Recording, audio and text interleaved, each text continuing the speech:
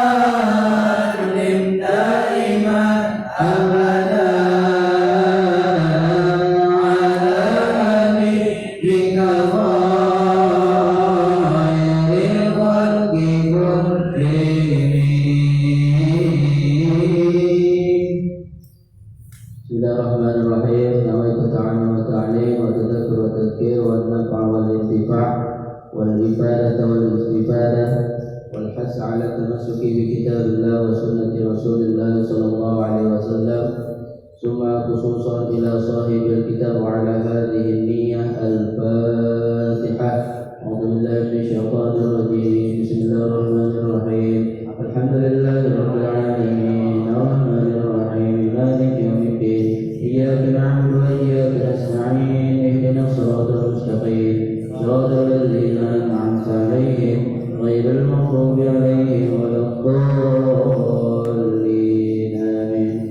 Bismillahirrahmanirrahim. Alhamdulillahirabbil alamin wassalatu wassalamu ala asyrafil anbiya'i wal mursalin wa ala alihi wa sahbihi ajma'in. Amma ba'du. Faqala al-mu'allif rahimahullah ta'ala wa nafa'ana bihi wa bi ulumihi fid dharain amin. Ila an qala wa bahasal azra'iyyu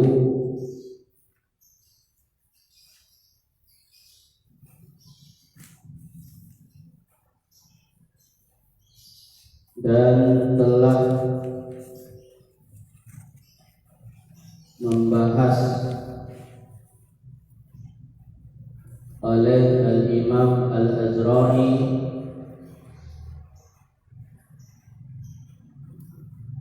fi qinnin saghirin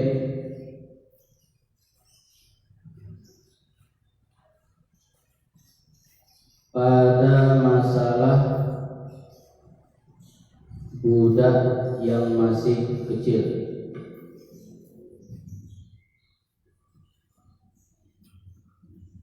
Kafirin yang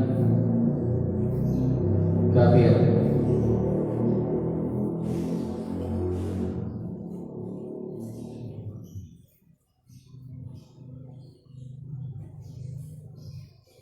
Nataqa bisyahadataini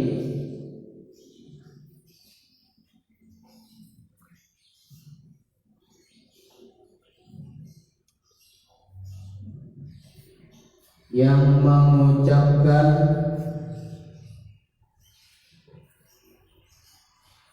dua kalimat syahadat.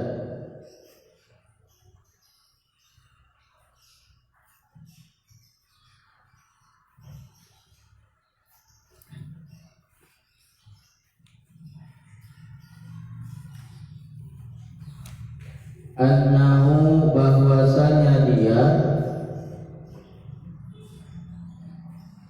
yu'maru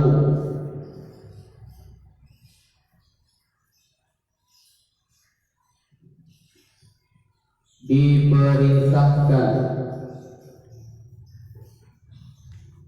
nadban hukumnya sunnah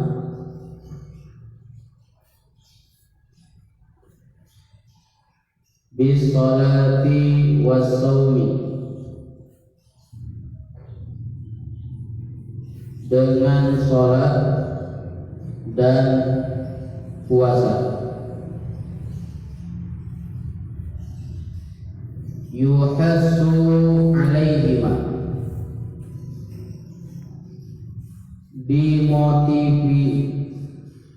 dimotivasi dia alaihima untuk melaksanakan keduanya min ghairi darbin tanpa dipukul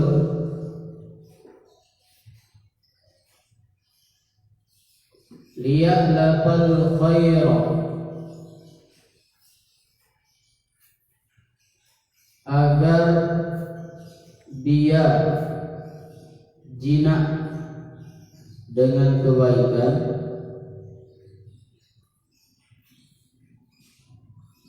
ba'da bulughihi setelah baliknya dia.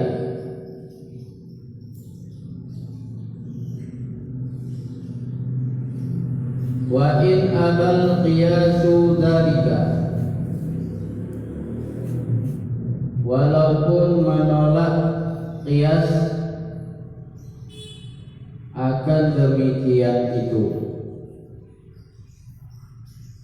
intaha, selesai.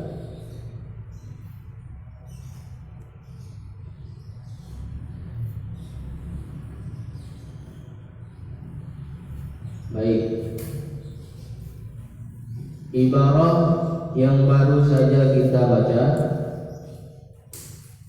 yaitu mengenai seorang anak kecil yang kafir, yang dianya itu mengucapkan dua kalimat syahadat. Jadi ada anak kecil, dia belum sampai kepada usia baligh, status dia misalkan diketahui terlahir daripada orang tua yang kafir. Kemudian anak tersebut mengucapkan dua kalimat syahadat, mengucapkan dua kalimat syahadat. Maka anak kecil yang kafir yang mengucapkan dua kalimat syahadat tadi itu diperintahkan, sunnah memerintahkan anak tersebut melaksanakan sholat, puasa dan sebagainya. Kalau kemarin kita bahas seorang anak yang berusia 7 tahun, wajib bagi orang tuanya memerintahkan anaknya melaksanakan sholat, melaksanakan puasa dan sebagainya. Ketika anak tersebut berusia 10 tahun dan anak tersebut tidak mau melaksanakan sholat misalkan, maka wajib dipukul dengan pukulan ghairu mubarrih, pukulan yang tidak sampai melukai anak tersebut. Nah, ini bagaimana kalau seandainya kita menemukan seorang anak kecil, dia kafir, kemudian kita suruh dia mengucapkan dua kalimat syahadat, mau diucapkannya dua kalimat syahadat. Apakah sama hukumnya seperti anak pada umumnya? Ketika 7 tahun wajib diperintahkan sholat. Ketika di usia 10 tahun wajib kita pukul dengan pukulan yang tidak melukai. Apakah sama seperti anak pada umumnya? Maka di sini dijelaskan oleh Al-Imam Al-Azra'i bahwa anak tersebut sunnah hukumnya dia diperintahkan untuk sholat dan puasa. Tak wajib hukumnya kita perintahkan dia untuk sholat dan puasa. Hanya saja hukumnya sunnah memerintahkan dia untuk sholat dan puasa. Min ghairi dharbin, tanpa wajib dipukul. Kalau seandainya anak itu tak mau dia sholat, tak mau dia puasa, maka tak diwajibkan kita untuk memukul anak tersebut. Supaya apa disunahkan memerintahkan anak itu untuk sholat dan puasa? Agar dia sudah terbiasa melakukan kebaikan ketika dia sudah baligh. Jadi ketika sudah baligh, sudah terbiasa dia mengerjakan sholat, mengerjakan puasa, karena sebelum baligh dia sudah dibiasakan, sehingga ketika sudah baligh susah dia untuk meninggalkan sholat tersebut, susah meninggalkan puasa tersebut. Jadi anak tersebut dia dihukumi Islam ketika dia sudah balik. Itulah pembahasan yang dibahas oleh Al-Imam Al-Azra'i. Kita lanjut.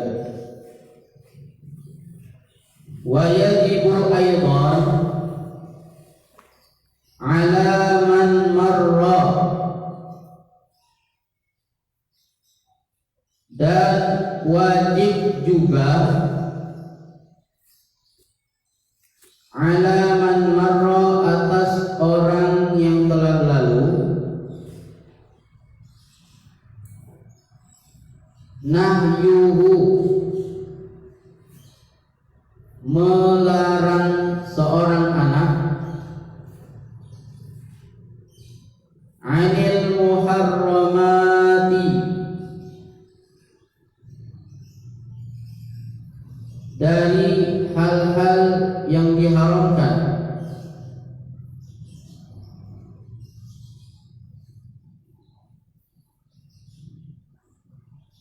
wa ta'limuhu al-wajibati, dan mengajarkannya anak al-wajibati, akan kewajiban-kewajiban.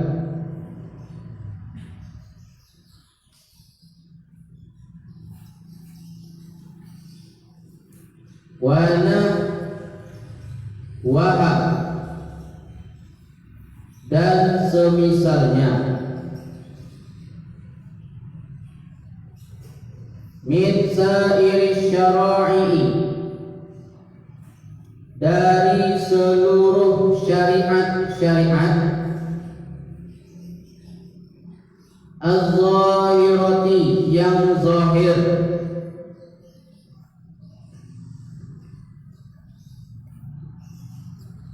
walau sunnatan, walaupun yang sunnah,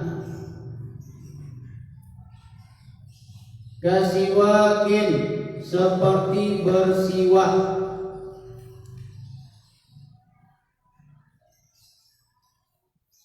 wa amruhu bidzalika, dan memerintahkan dia dengan demikian itu.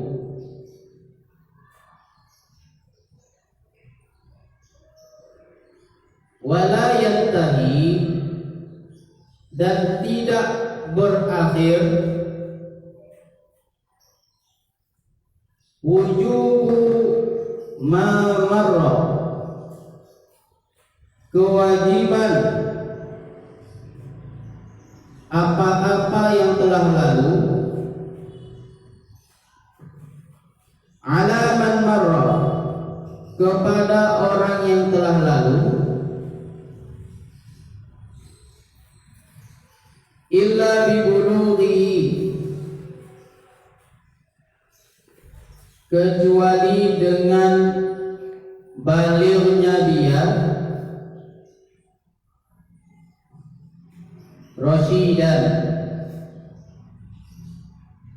dalam hal keadaan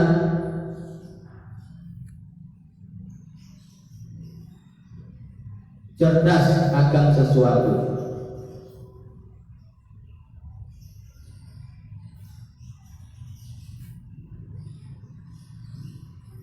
Wa ujratu ta'limihi, dan upah mengajarkannya, zalika, akan demikian itu, kal Qur'ani, seperti mengajarkan Al-Qur'an,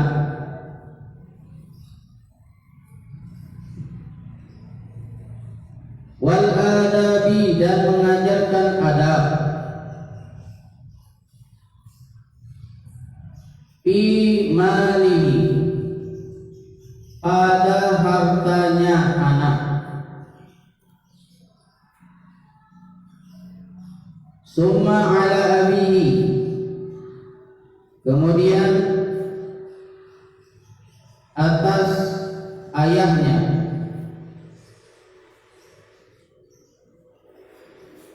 summa ala ummihi, kemudian atas ibunya.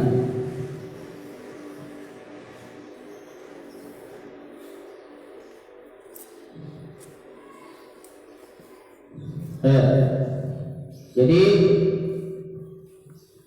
musannif juga menjelaskan kepada kita, selain seorang anak itu diperintahkan untuk melaksanakan sholat dan diperintahkan untuk melaksanakan puasa, maka juga wajib bagi orang yang telah lalu. Orang yang telah lalu itu siapa? Itu kedua orang tuanya. Kalau tak ada kedua orang tuanya, maka kakeknya ke atas. Kemudian orang yang diwasiatkan. Kemudian orang yang memiliki budak. Wajib bagi mereka yang telah disebutkan di atas untuk mencegah anak tersebut melakukan perbuatan haram. Contohnya berjudi misalkan. Kalau ada anak usia 7 tahun dapat judi, luar biasa kan itu. Atau 7 tahun udah pandai mabuk dia.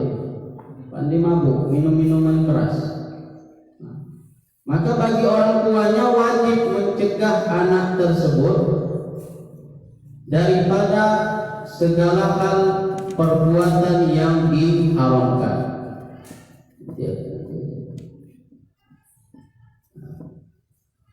Kemudian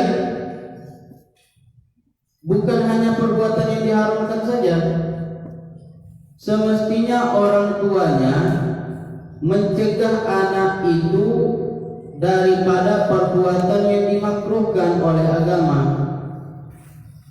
Contohnya apa? Contoh salah satu perbuatan makruh adalah merokok. Merokok itu pendapat muhtamad, pendapat terkuat, hukumnya adalah makruh. Sebagian ulama ada yang mengatakan haram. Kalau anak pribadi lebih cenderung kepada pendapat yang mengharamkan merokok. Tetapi tetap disampaikan bahwasanya pendapat muhtamad, hukum daripada merokok adalah makruh. Jadi jangan sampai anak kita nanti dibiarkan merokok, dibiarkan anaknya merokok. Terlebih parah lagi, orang tuanya yang nyodorkan rokok itu sama dia. Nah ini kau coba dulu, biar jantan kau. Nah coba rokok dia. Akhirnya bapak anak merokok. Udah gitu anaknya pun yang paling banyak kaya, rokok dia sambil kayak gini.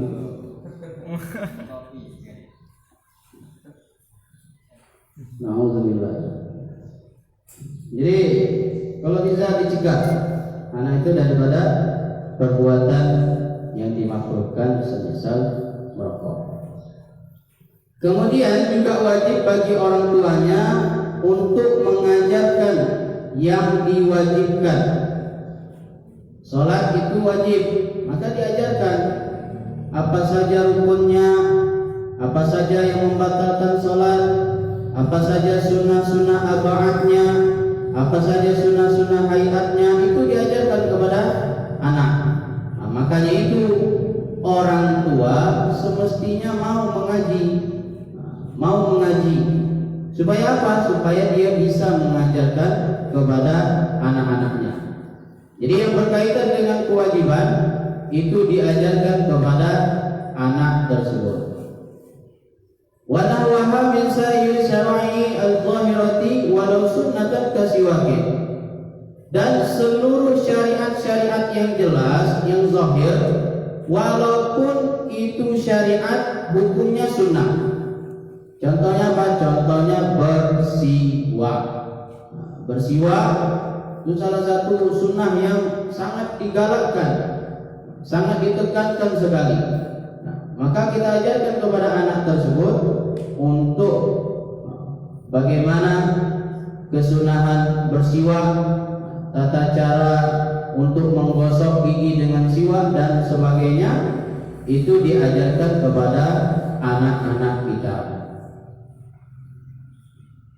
Wa amruhu bidzalika, dan kita juga perintahkan dia untuk melakukan itu. Wala yantahi wujubu ma marra ala man marra illa bi bulughihi rasyidan. Tidak berakhir kewajiban itu semua kecuali ketika seorang anak sudah sampai kepada usia balik. Jadi kalau udah balik tak wajib lagi bagi orang tuanya. Berakhir kewajibannya itu apabila anak tersebut sudah sampai kepada usia balik. Lalu gimana bagi orang tua yang awam, gak tahu dia masalah agama? Maka orang tua tadi menitipkan anaknya kepada seorang guru. Nah, kemudian kalau seandainya guru tadi diberi upah atau bisyarah dan sebagainya, maka dari mana upah itu diambil? Maka di sini dikatakan wa ujratu ta'limihi dzalika kal qur'ani wal adabi fi malihi. Ujrah, upah, bisyarah, karomiyah dan sebagainya, apapun penyebutannya, itu diberikan kepada orang yang mengajarkan anak tersebut, semisal mengajarkan Al-Quran, mengajarkan masalah adab, mengajarkan masalah kitab kuning dan sebagainya.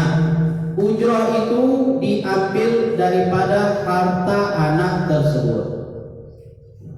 Jadi kalau seandainya anak itu ada uang, ada harta, maka dari situ diambil pertama kali untuk ujrah atau upah kepada gurunya. Contohnya gimana? Contohnya misalkan ini anak orang kaya, anak laki-laki orang kaya, kemudian ayahnya meninggal dunia, sehingga anak tadi mendapatkan harta warisan yang ditinggalkan oleh ayahnya. Maka dengan harta tadilah dijadikan sebagai upah untuk orang yang mengajarkannya ilmu. Tapi kalau seandainya anak itu belum punya uang, tak ada uang dia, maka upahnya itu dibebankan kepada ayahnya. Kemudian kalau tak ada, itu dibebankan kepada ibunya. Jadi seperti itu. Nah, maka dari sini juga dapat kita simpulkan bahwasanya tak haram, kalau dilihat dari segi fikihnya, tak haram seorang guru menerima bayaran, bahasa kasarnya bayaran, atau menerima amplop. Tapi bukan amplopnya aja, ada isinya lah. Nah, mungkin amplop itu dikasihkan ini Ustaz, amplop untuk Ustaz. Dibuka amplopnya tak ada isinya.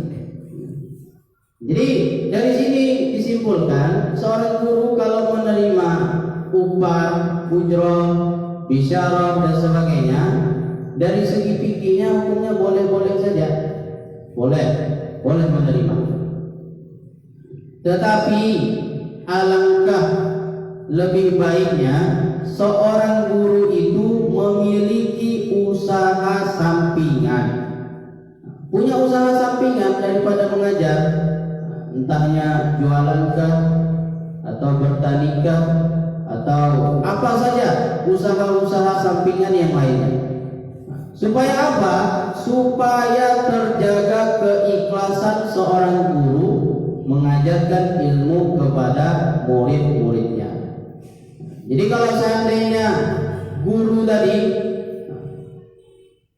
tak dapat amplop misalkan, maka hatinya tenang saja, damai saja. Damai. Kenapa? Karena dia ada usaha sampingan yang lain yang bisa dia andalkan, yang bisa dia dapatkan. Tapi kalau seandainya tak punya usaha sampingan, itu susah menjaga hati. Kalau murid terlambat sedikit bayar uang les misalkan, terlambat, udah menggerutu hati itu. Oh, ini nggak bisa ini dibiarkan ya, harus diingatkan ya. Itu kalau seandainya tak ada usaha sampingan. Tapi kalau seandainya ada usaha sampingan, insya Allah keikhlasan kita sebagai seorang guru mengajarkan ilmu kepada seorang murid itu insya Allah selalu terjaga. Jadi tak apa secara hukum tidak mengapa menerima bisyarah, karamiyah dan sebagainya untuk seorang guru, tetapi alangkah baiknya seorang guru itu mesti memiliki usaha sampingan supaya keikhlasan dalam mengajarkan ilmu selalu terjaga. Jadi harapannya ya, supaya kita dapat imbalannya dari Allah saja, tak terlalu mengharapkan daripada makhluk, cukup mendapatkan imbalan daripada Allah Subhanahu wa ta'ala. Baik. Kita lanjut. Tanbihun.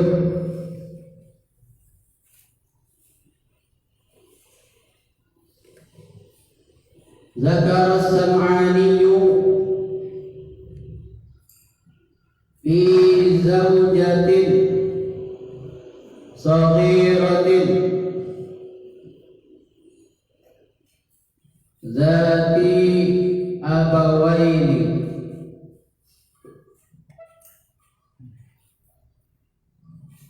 anna wujuba ma marra alaihima fazawji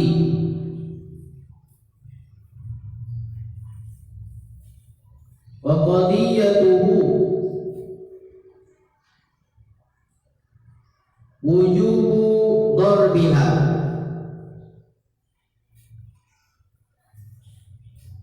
wa bihi walau bil kabirati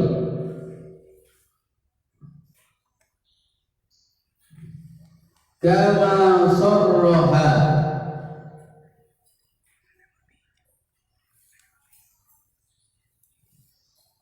Jamalul Islami Al-Bizri.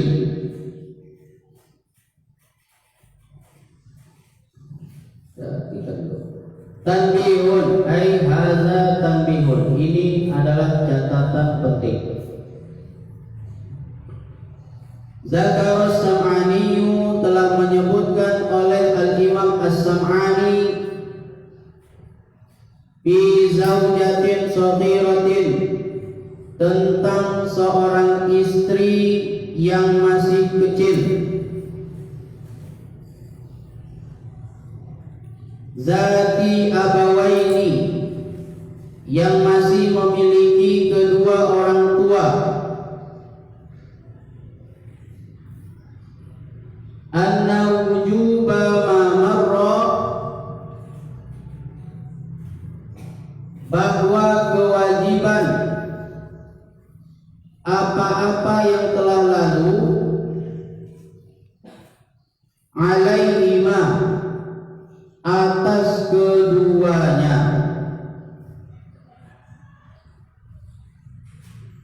fazauji, kemudian kepada suami,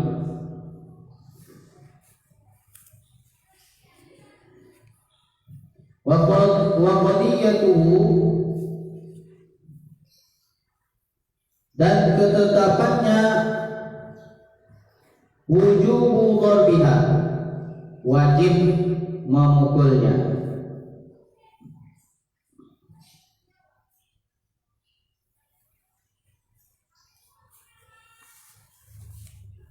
wabihi, dan dengannya, walau fil kabirati, walaupun kepada istri yang sudah besar, kama sarraha, sebagaimana telah menjelaskan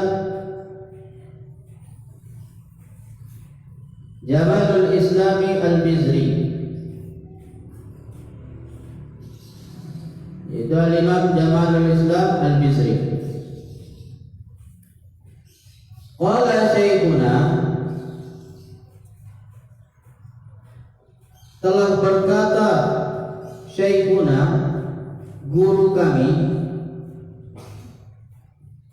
Syekhuna kalau tidak disebutkan nama setelahnya, maka yang dimaksud adalah Al-Imam Ibnu Hajar Al-Haytami.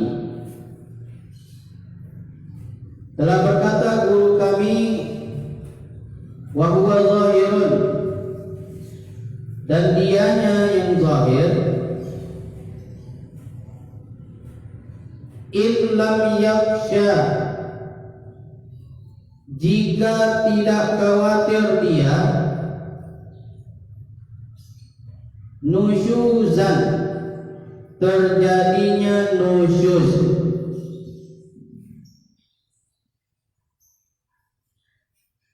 wa atlaqaz zarkasiyu an-nadba, dan telah memutlakkan Al-Imam Az-Zarkashi an-nadba, akan kesunahan.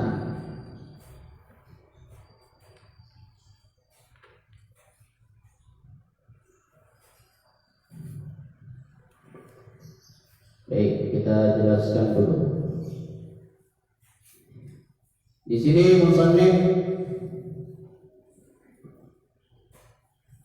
memberikan catatan penting bahwasanya Al-Imam As-Sam'ani menyebutkan tentang seorang istri yang masih kecil, yang masih memiliki kedua orang tua. Contoh, Andrean usianya berapa? 21. 21 nikah sama anak SD misalnya. 21. Kenapa nikah sama anak SD? Ya supaya lebih awet istrinya. Jadi nikah sama anak kecil. Anak kecil boleh, boleh, tidak masalah, sah nikah. Nabi saja nikah dengan Sayyidatuna Aisyah, usianya 9 tahun, masih kecil lagi. Jadi kalau seandainya Andre mau nikah sama anak kecil, bolehlah. Tapi jangan yang baru lahir. Baru lahir udah saya nikahkan anak bapak ya. Janganlah, masa baru lahir omek-omek langsung dinikahkan. Jadi kalau seandainya ada seorang suami menikah dengan seorang wanita yang masih kecil, belum balik lagi, dan dia masih memiliki kedua orang tua, kira-kira kewajiban memerintahkan dia sholat, memerintahkan dia puasa, itu kewajiban itu dibebankan kepada suaminya atau dibebankan kepada kedua orang tuanya? Maka di sini sudah jelas dikatakan anna wujuba ma marra alaihima, kewajibannya itu dibebankan kepada kedua orang tuanya. Jadi kalau masih ada kedua orang tuanya, kewajiban itu masih berlaku untuk kedua orang tuanya. Dan kalau seandainya kedua orang tuanya sudah tiada, misalkan tak ada lagi orang tuanya, sudah meninggal dunia, maka barulah kewajiban itu dibebankan kepada suaminya.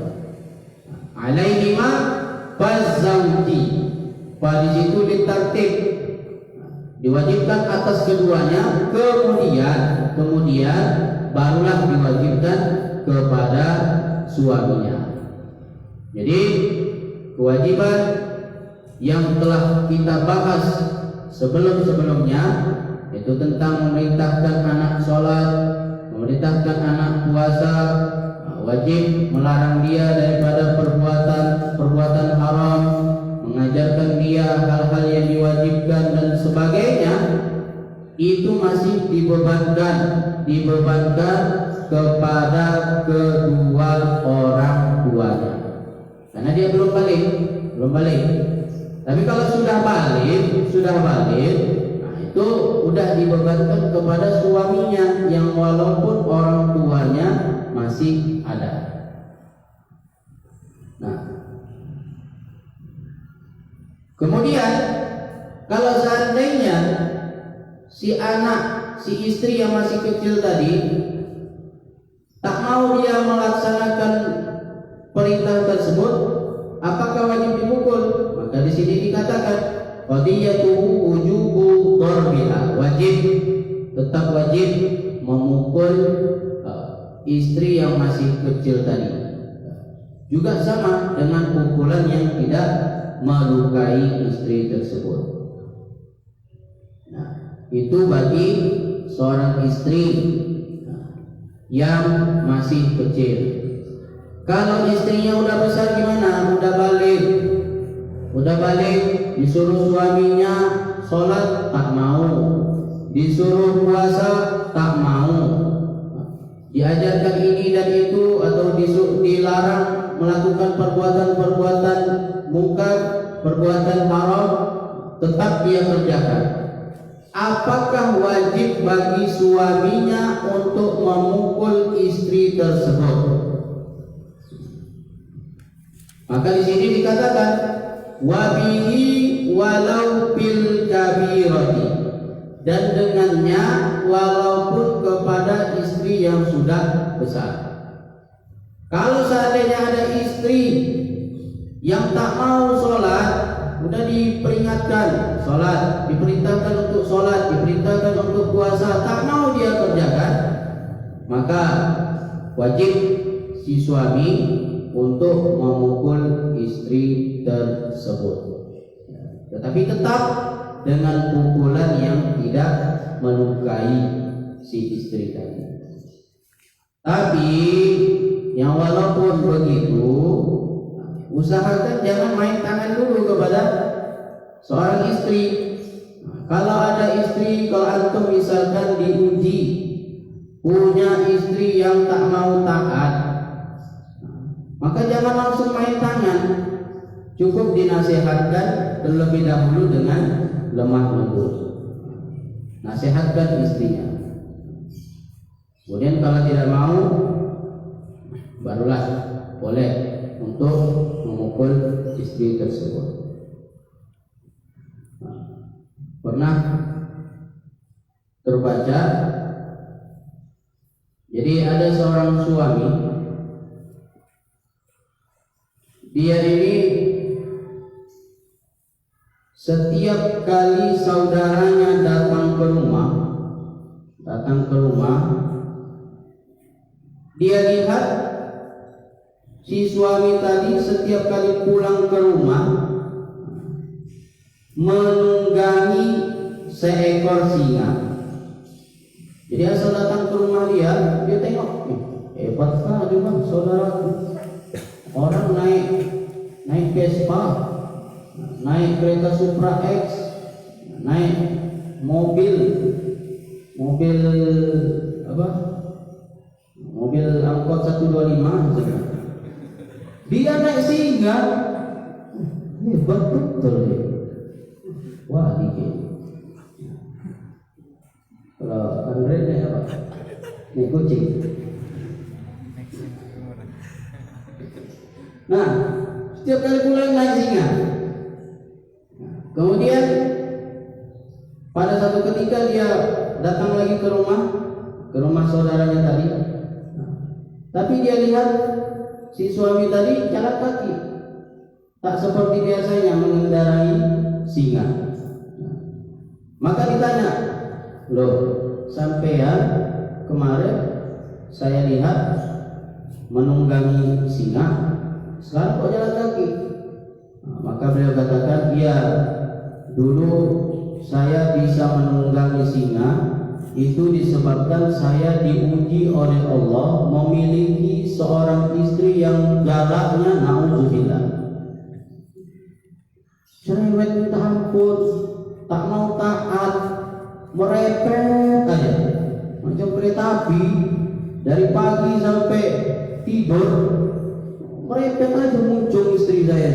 Misalkan, karena saya diuji memiliki seorang istri seperti itu dan saya sabar, akhirnya saya mendapatkan kemuliaan seperti itu. Tetapi sekarang istri saya itu sudah meninggal dunia, dan sekarang saya menikah dengan istri yang baik, tidak sama seperti istri yang dulu, taat dia, nurut dia, sehingga saya tidak mendapatkan kemuliaan itu lagi. Jadi kalau antum pengen bisa nunggangi kuda dan nunggangi singa, carilah istri yang suka merepet. Ada apa yang suka merepet ini yang kita jodohkan.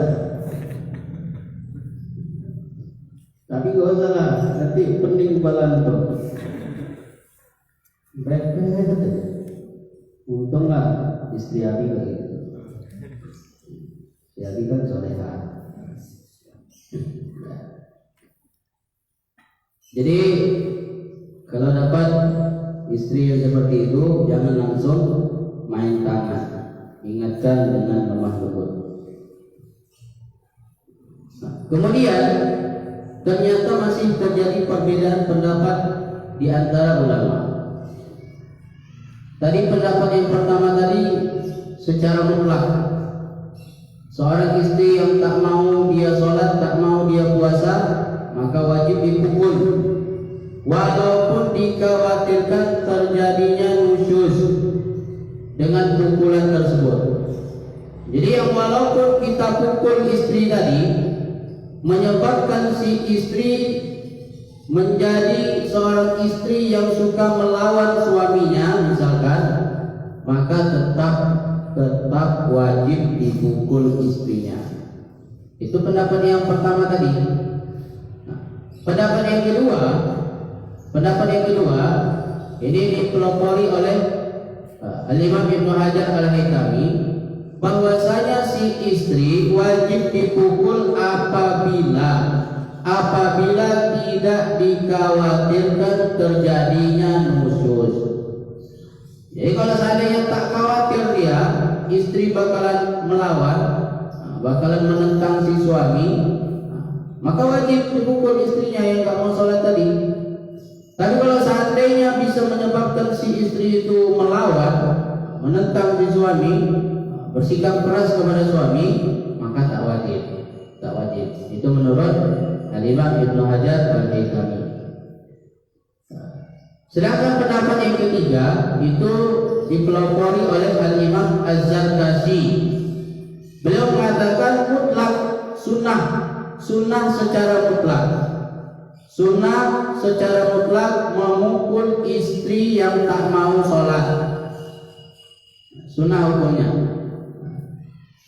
Jadi secara mutlak, baik dia itu dikhawatirkan akan terjadi nusyuz ataupun tidak dikhawatirkan akan terjadinya nusyuz, maka hukumnya sunnah memukul istri yang tak mau sholat. Jadi ada 3 pendapat. Pendapat yang pertama wajib secara mutlak. Itu pendapat daripada Syekh Jamalul Islam Al-Bizri. Wajib secara mutlak memukul istri yang tak mau sholat, baik itu dikhawatirkan terjadi nusyuz ataupun tidak. Pendapat yang kedua daripada Syekh Ibnu Hajar Al-Haytami, pendapat yang terakhir beliau katakan kalau terjadi nusyuz, dikhawatirkan terjadi nusyuz, maka tak wajib memukul istrinya. Kemudian pendapat yang ketiga yaitu pendapat daripada Al-Imam Az-Zarkashi yang mengatakan sunnah hukumnya memukul istri secara mutlak, baik dikhawatirkan terjadi nyusul ataupun tidak dikhawatirkan terjadi nyusul. Selesai.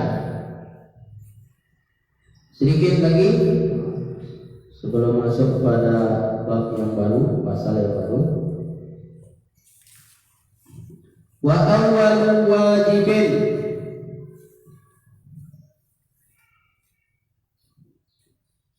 dan pertama sekali yang wajib, hatta 'alal amri bis sholati, bahkan di atas perintah melaksanakan sholat, kama qalu, sebagaimana telah dikatakan oleh mereka, alal abai, kepada orang tuanya, summa ala man marra, kemudian kepada orang yang telah lalu, ta'limuhu, mengajarkannya, ay al-mumayyizi, maksudnya anak mumayyiz.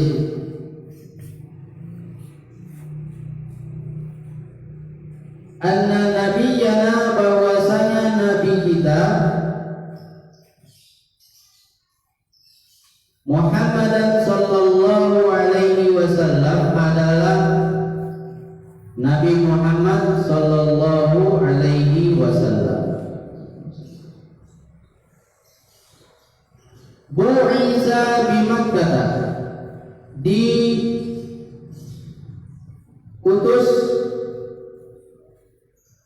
di kota Makkah. Wa ulida biha, dan dilahirkan di kota Makkah. Wa dufina, dan dikuburkan bil Madinati, di kota Madinah. Wa mata biha, dan wafat di kota Madinah.